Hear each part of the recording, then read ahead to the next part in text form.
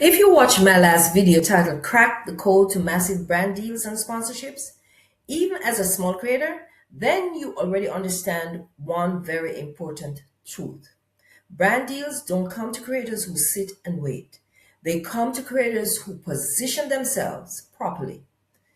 In that video, if you haven't watched it, go watch it now. I walk you through the mindset shift you have to make, the moment where you stop thinking like a small creator and start moving like a business owner. And today's video is the next step. Because once you decide that you're done waiting, the obvious question becomes, okay, where do I actually go so brands can find me? That's what today's video is all about. Today, I want to show you how creator marketplaces work, how brands actually use them, and most importantly, how you should be listing yourself so that you don't blend into the background like everybody else, especially if you want to be seen, you want brands to contact you. Because just being on those platforms is not enough. You need to be visible, clear, and confident. Now, let's talk about why creator marketplaces exist and why brands love them. They prefer to go there instead of coming directly to you on your channel.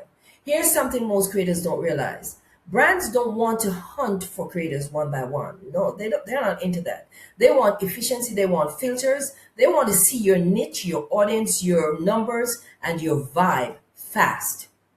Creator marketplaces exist because brands already have money set aside and they want to spend it with creators who make the process easier for them. When you list yourself correctly on these platforms, you are no longer pitching cold to brands. You're stepping into a room where brands are already shopping. So you're like a commodity to them. And this matters, brands scroll these platforms the same way viewers scroll YouTube. If your profile is vague, confusing, or generic, they're going to keep moving. So let's first talk about how to stand out. We will go through each platform one by one. So let's dive right in. We will start now with Collabstr, COLLABSTR.com, because it's one of the best for beginners, especially for YouTubers. Brands come to that website looking to book creators. They're not window shopping. They're not thinking about it. They already thought about it. They're ready. When you create your profile on this platform, your job is to answer one question clearly. Who is your audience? And why should a brand care about you? Most creators write bios that sound like resumes. Something like, I'm a content creator who loves making videos. That's invisible language, and it won't get you very far. Instead, your bio should sound like a benefit statement. Something like this. My YouTube audience consists of, and then you name the specific people, your audience. And they watch me to learn, and then you would list the specific outcome. That's how you do it. That one sentence alone separates you from 80% of creators on that platform. When it comes to pricing, do not freeze. You can adjust your price later. Brands respect clarity more than perfection. Use your average views on your channel, not your subscriber count, because brands care more about reach per video, not vanity metrics. Afluencer is another platform, Afluencer. It works differently though, and that's why a lot of creators misuse it. Here, it's the brands that post the opportunities, and you as a creator would apply. So if you rush through applications with generic responses, you're going to get ignored. Instead of saying, I'd love to work with your brand, you explain why your audience is a fit for that brand. So you're going to say something like, my audience struggles with, and you would name the problem, and my product solves that in a way that fits naturally into my content. That's what you would say. So you're not asking for permission. You are connecting the dots for them. Another thing that most creators miss is logging in consistently onto those platforms. Platforms notice activity, Active profiles get seen more often than when you abandon yours. Meet sponsors, MEET sponsors.com is ideal if you prefer brands to reach out to you.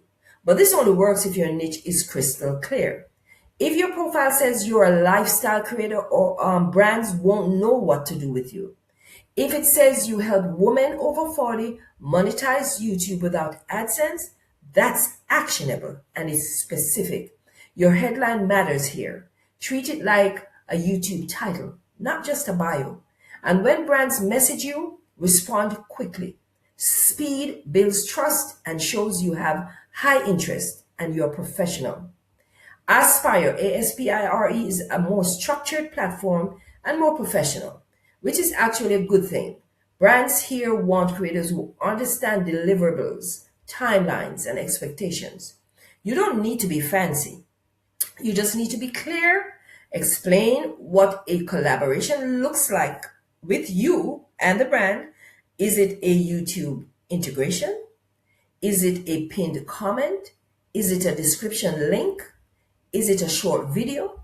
That alone signals that you know what you're doing. And if a brand asks for usage rights, that's your cue to slow down and ask questions. Usage increases value. Don't give it away casually. I hope that sinks in. Pearpop, Pearpop, is more creative and personality driven. Brands here want to imagine you representing them. So you have to show your face, your tone, and your energy. You don't need perfection, you need authenticity. A short intro video, even filmed on your phone, can outperform a polished profile because it helps the brands to visualize you instantly. If you're eligible, that is. YouTube BrandConnect is another one. It's powerful because it's built into YouTube itself. Brands trust YouTube. Payments are clean and it signals legitimacy. Consistency does matter here though. Clear niche, steady uploads, and professional presentation go a long way on YouTube BrandConnect. The next one is sponsorship.so. This is a platform you would use only for research. You use it to see which brands are already sponsoring other creators like you. That matters because brands that already sponsor creators, they already have a budget. So you're not convincing them sponsorship works. They already know. You're just positioning yourself as another good fit and another good option for them. This turns cold outreach into warm outreach. Now, before we keep going, I need to pause for a second because if you're finding value in this video, and I hope you are, you're going to love what I created for you. And that is, I put together an ebook titled 10 Brand Deal Platforms for Small Creators. And this is not fluff. Inside, I break down 10 proven platforms where creators of all sizes, yes, even under 5,000 followers, are landing paid collaborations. I walk you through exactly how each platform works, what to do first, and how to position yourself properly. Yes, I also include real-world examples, a clean media kit blueprint, pricing secrets, including when to charge for usage rights, and a final pep talk video with an action plan so that you stop hesitating and finally land your first deal. You can grab that ebook and what comes with it from the link in the description. Trust me, you're going to thank me later. Let's now talk about how to use all of this together. But first, here's what I want you to understand. These platforms are not lottery tickets.